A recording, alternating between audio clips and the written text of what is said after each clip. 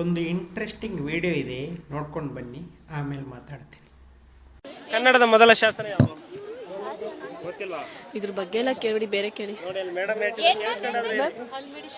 ಹಲ್ಮಿಡಿ ಶಾಸ್ತ್ರ. ಹೌದಾ? ಯಾರು ರಾಷ್ಟ್ರಕವಿ? ಸರ್ಚ್ ಮಾಡಿಲ್ವಾ? ನಮ್ಮ ಕರ್ನಾಟಕ ರಾಜ್ಯೋತ್ಸವ ಸಂಪುಟಂಗೆ ಯಾವ ಹಾಡುಗಳು ಗೊತ್ತು? ಕನ್ನಡ ರಾಜ್ಯೋತ್ಸವನ ನಾನು ಕನ್ನಡಿಗ ಅದೊಂದು colour colour colour colour colour colour Kannada Rajyotsava ಮರ್ಸೇ ಬಿಟ್ಲು. ವಿಡಿಯೋ ನೋಡಿದ್ರಲ್ವಾ? ಶಾಲಾ ಕಾಲೇಜು ಮಕ್ಕಳಿಗೆ ಕನ್ನಡದ ಬಗ್ಗೆ ಪ್ರಶ್ನೆ ಕೇಳಿದ್ರೆ ಇದು ಬಿಟ್ಟು ಬೇರೆ ಯಾವುದಾದ್ರೂ ಪ್ರಶ್ನೆ ಕೇಳಿ ಅಂತ ಹೇಳ್ತಾರಲ್ಲ, ಅಲ್ಲಿಗೆ ನಮ್ಮ ವ್ಯವಸ್ಥೆ ಯಾವ ಮಟ್ಟಕ್ಕೆ ಬಂದು ನಿಂತಿದೆ ನೀವೇ ಕಮೆಂಟ್ ಮಾಡಿ ತಿಳಿಸಿ ಅಲ್ವಾ. ಕನ್ನಡದ ಮೊಟ್ಟ ಮೊದಲ ಶಾಸನ ಹಲ್ಮಿಡಿ ಶಾಸನ ಅಂತ ಗೊತ್ತಿಲ್ಲ.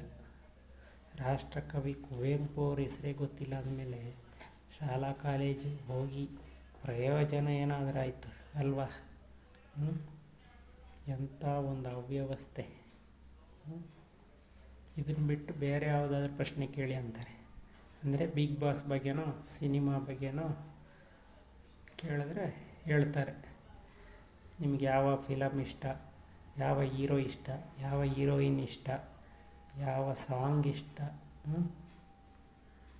ಇಲ್ಲ ಬಿಗ್ ಬಾಸಲ್ಲಿ ಯಾವ ಕಂಟೆಸ್ಟ್ ಇಷ್ಟ, ಯಾರು ಎಲಿಮಿನೇಟ್ ಆಗಬೇಕು, ಯಾರು ವೋಟ್ ಮಾಡ್ತೀರಾ, ಈ ಥರ ಪ್ರಶ್ನೆಗಳು ಕೇಳಬೇಕಂತೆ. ಅದೇ ತಾನೇ ಅವ್ರು ಇಷ್ಟಪಡೋದು. ಇಲ್ಲ ನಿಮಗೆ ಲವ್ ಮ್ಯಾರೇಜ್ ಇಷ್ಟನಾ, ಅರೇಂಜ್ ಮ್ಯಾರೇಜ್ ಇಷ್ಟನಾ, ಎಷ್ಟು ಜನರನ್ನ ಲವ್ ಮಾಡಿದ್ದೀರಾ, ಎಷ್ಟು ಜನಕ್ಕೆ ಕೈ ಕೊಟ್ಟಿದ್ದೀರಾ, ಈ ಥರ ಪ್ರಶ್ನೆಗಳು ಕೇಳಿದ್ರೆ ಅಲ್ಲಿ ಕಿಸಿತ ಹಂಗೆ ಆನ್ಸರ್ ಮಾಡ್ತಾರೆ ಅಲ್ವಾ. ಈ ಥರ ಪರಿಸ್ಥಿತಿ ಬಂದಿದೆ. ಇದೇ ಥರ ಆದರೆ ಕರ್ನಾಟಕನ ಕನ್ನಡನ ದೇವರೇ ಕಾಪಾಡಬೇಕು. ನಿಮ್ಮ ಅಭಿಪ್ರಾಯನ ಕಮೆಂಟ್ ಮಾಡಿ.